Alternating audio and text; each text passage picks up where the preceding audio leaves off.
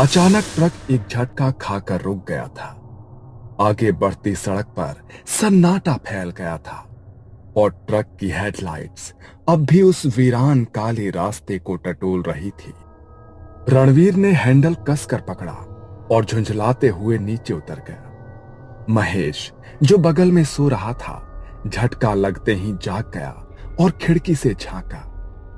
क्या हुआ रे भाई? अरे यार, लगता है कुछ फंस गया है नीचे, देखता हूं। रणवीर और उसका साथी महेश दोनों उत्तर भारत के एक ट्रांसपोर्ट कंपनी के लिए ट्रक चलाते थे। लंबी दूरी की रात की ड्यूटी उनका रोज का काम था। उस रात भी वो एक पुराने जंगल वाले रास्ते से गुजर रहे थे जो हरियाणा और राजस्थान की सीमा को जोड़ता था। समय था रात के लगभग 2:30। चारों ओर घना जंगल और बीच में पतली टूटी फूटी सड़क। ट्रक के हेडलाइट्स के अलावा कहीं कोई रोशनी नहीं थी। रणवीर गाड़ी चला रहा था और महेश बगल वाली सीट पर ऊँघ रहा था। अबे, ये कौन सा रास्ता पकड़ लिया है तूने? ये तो बड़ा सुनसान है।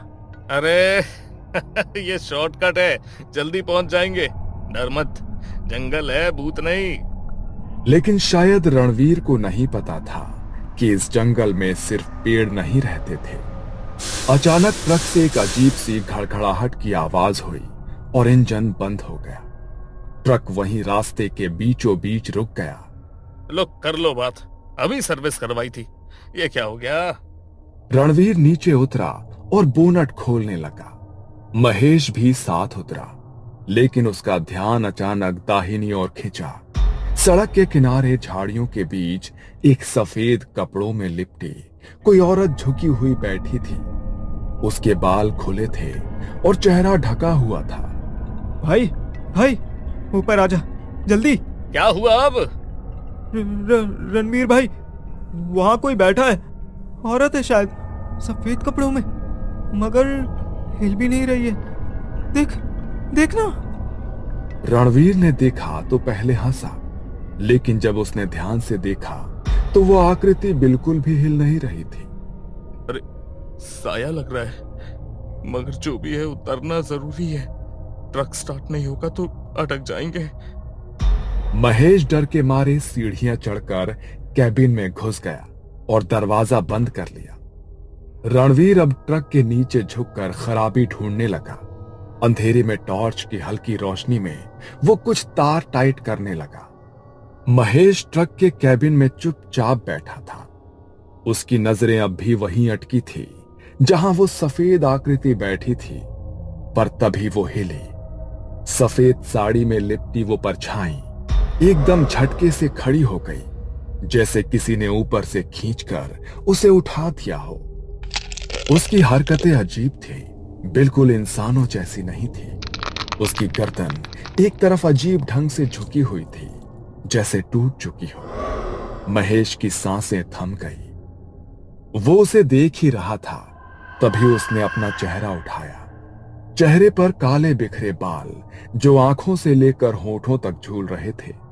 चेहरा नहीं दिखा, सिर्फ साया, और वो सीधा ट्रक की ओर धीरे धीरे बढ़ने लगी। कोई आवाज नहीं, पर उसके चलने से पेड़ के नीचे गिरी सूखी पत्तियां चरमराने लगी। हर कदम के साथ पत्तों की आवाज और भी करीब आती जा रही थी। भाई, ये क्या देख रहा हूं मैं? वो जैसे आंखें झपकाना ही भूल गया, पर अचानक उस औरत ने महेश की ओर सीधा देखा, ऐसे जैसे वो समझ गई हो कि वो उसे घूर रहा है। और तभी उसकी चाल तेज हो गई। महेश ने कांपते हाथों से ट्रक का हॉर्न बजाने की कोशिश की, पर उंगलियां सुन्न पड़ चुकी थीं। साहस जुटाकर वो चिल्लाया, आ! भाई, वो आ रही है, कोई है वहां, सफेद साड़ी में, जल्दी कर। रणवीर जो ट्रक के नीचे था, उसके कानों में महेश की घबराई हुई आवाज गूंजी। उसने झट से पेचकस नीचे रखा और थोड़ा मुड़कर देखा। उसकी तिरछी नजर से ट्रक के ठीक सामने दो सफेद पांव दिखाई दिए, लेकिन वो जमीन पर नहीं थे। कुछ इंच ऊपर हवा में तैर रहे थे और वो आकृति झुककर ट्रक की ओर बढ़ रही थी। रणवीर का चेहरा पसीने में भीग चुका था, लेकिन ट्रक को स्टार्ट करना अब जरूरी था। रणवीर अब तक सबसे डरावना अनुभव झेल रहा था। सफेद साड़ी वाली वो परछाई अब सिर्फ 10 कदम दूर थी। वो हवा में तैरते आगे बढ़ रही थी। जंगल में सूखे पत्तों की सरसराहट हो रही थी। रणवीर ने कांपते हाथों से इंजन का आखिरी बोल्ट कस दिया और फौरन ट्रक के नीचे से बाहर निकला। महेश, चाबी घुमा, इंजन चालू कर। महेश ट्रक के कैबिन में कांप रहा था, लेकिन उसने जैसे तैसे कांपती उंगलियों से चाबी घुमाई। इंजन ने एक झटका खाया और फिर धुआं उड़ाते हुए जोर की आवाज के साथ ट्रक स्टार्ट हो गया। रणवीर की सांसें जैसे वापस आई। वो सीधा दौड़ पड़ा ट्रक की ओर और उसके ठीक सामने वो औरत अब दिखाई दे रही थी। सफेद साड़ी, बिखरे हुए बाल, झुलसा चेहरा और खाली आंखें, ऐसी आंखें जो इंसान के अंदर झांक जाए। रणवीर ने भागते हुए ट्रक की सीढ़ी पकड़ी और जोर से खुद को ऊपर खींच लिया। महेश ने एक झटके में गियर डाला और एक्सीलरेटर पूरी ताकत से दबा दिया। ट्रक जोरदार आवाज के साथ आगे बढ़ा। जब दोनों को लगा कि अब बच गए, रणवीर ने एक नजर पीछे डाली। ट्रक के शीशे से वो देखता है कि वो औरत अब सड़क के बीच खड़ी है और वो उनको ही देख रही है। देखते ही देखते उसकी गर्दन पीछे मुड़ गई, जैसे वो सामने से किसी को आते देख रही थी। भाई, ये क्या था? लेकिन जैसे ही रणवीर ने पलटकर महेश की तरफ देखा और 2 सेकंड बीते, वो औरत शीशे से गायब हो चुकी थी। दोनों ने एक दूसरे को देखा। सांसें अभी भी तेज थी, पर दिल को तसल्ली थी कि पीछा छूट गया। लेकिन नहीं, ट्रक तेजी से जंगल की सड़क पर दौड़ने लगा। दोनों की सांसें तेज थी और चेहरे पर पसीना। और तभी दोनों ने जैसे ही आगे देखा, सामने सड़क पर वही आकृति फिर से खड़ी थी, उसी सफेद साड़ी में, बिखरे बालों के साथ, ठीक उनके रास्ते के बीचों बीच। भाई, कहीं ये छलावा तो नहीं है? महेश ने जैसे तैसे गियर बदला और ट्रक आगे बढ़ा। रणवीर ने डर के मारे शीशे से देखना बंद कर दिया, पर सड़क अभी भी वैसी ही लग रही थी, एक सकरी अंधेरे में ढकी, दोनों ओर सूखे पेड़ और हल्की धुंध। हर कुछ समय में वही सारे नजारे वापस आ रहे थे। वही मोड़, वही पेड़ और वही मोड़ पर खड़ी वो औरत। भाई, हम ये रास्ता पार कर चुके थे ना? हाँ, पर ये फिर से कैसे? सड़क बदल नहीं रही थी।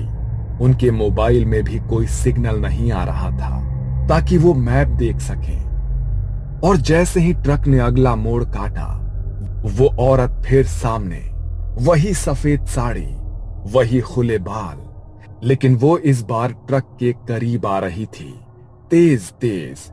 उसके पैर अब हवा में नहीं थे, वो दौड़ रही थी।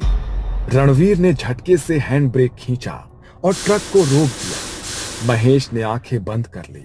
सामने अचानक कुछ नहीं था, चारों तरफ घुप सन्नाटा। फिर कुछ लाल बूंदें फ्रंट ग्लास पर गिरी। दोनों ने देखा, लाल रंग, खून की बूंदें। महेश, तूने भी देखा? ट्रक के ऊपर कुछ चल रहा है। ट्रक की छत पर भारी कदमों की आवाजें। कोई झुककर ट्रक को देख रहा था ऊपर से। रणवीर ने कुछ पल के लिए आंखें बंद की और कुछ बुदबुदाया। ओम नमः शिवाय, ओम नमः शिवाय, ओम नमः शिवाय। महेश भी धीरे धीरे हनुमान चालीसा बोलने लगा। तभी सब शांत। किसी ने मानो छत से छलांग लगाई हो। धप! महेश ने फिर ट्रक चालू किया। ट्रक अब धीरे धीरे आगे बढ़ रहा था। आगे पीछे कुछ दिखाई नहीं दे रहा था, बस वही टूटी सड़कें, वही मुड़े हुए पेड़ और पीछे अंधेरे में कहीं गायब होती वो सफेद साड़ी वाली परछाई। रणवीर और महेश दोनों का चेहरा पीला पड़ चुका था। आंखें नींद से नहीं, डर से लाल थी।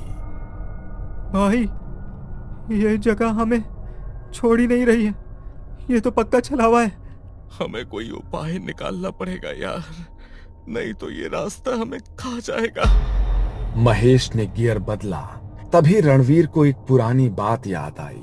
उसके ताऊ जी भी ट्रक चलाते थे और उन्होंने एक बार बताया था, अगर कभी रास्ता भटका दे कोई छाया तो ट्रक से नीचे मत उतरना।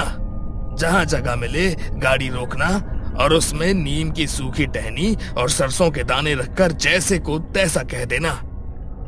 वो बात उसे अब याद आई और उसी पल उसे ट्रक की हेडलाइट में एक मोड़ पर पुरानी वीरान झोपड़ी जैसी दिखी। रुक, वहीं चल, शायद वहीं से कुछ मिल जाए। महेश डरते डरते ट्रक मोड़ता है और ट्रक उस वीरान झोपड़ी के पास लाकर रोकता है। चारों ओर अजीब सा सन्नाटा, जैसे जंगल भी सांस रोके हो। रणवीर ने जेब से नींबू और हल्दी की एक छोटी थैली निकाली। ट्रक ड्राइवरों के बीच ये आम बात है, वो अक्सर बुरे समय के लिए रखते हैं। महेश वहीं ट्रक के अंदर माला पकड़कर हनुमान चालीसा पढ़ने लगा। रणवीर झोपड़ी के आसपास गया और उसे एक नीम का सूखा पेड़ दिखा। उसने नीम की टहनी तोड़ी और ट्रक के बगल में एक छोटी लोहे की थैली में सरसों के दाने रखकर जलाया। वो टहनी बीच में रखकर जोर से बोला, जिसे जो चाहिए वो ले ले, पर रास्ता छोड़ दे। अब तू भी चला जा और हमें भी जाने दे। उसके शब्द जंगल में गूंज उठे और उसी पल हवा थम गई। महेश ने फिर से ट्रक शुरू किया। हेडलाइट तेज जलने लगी, मानो बिजली वापस लौट आई हो। पर तभी ट्रक के पीछे कड़कड़ की आवाज आई, जैसे कोई नाखूनों से मेटल को खुरच रहा हो। रणवीर दौड़ते हुए ट्रक में चढ़ा और दरवाजा बंद किया।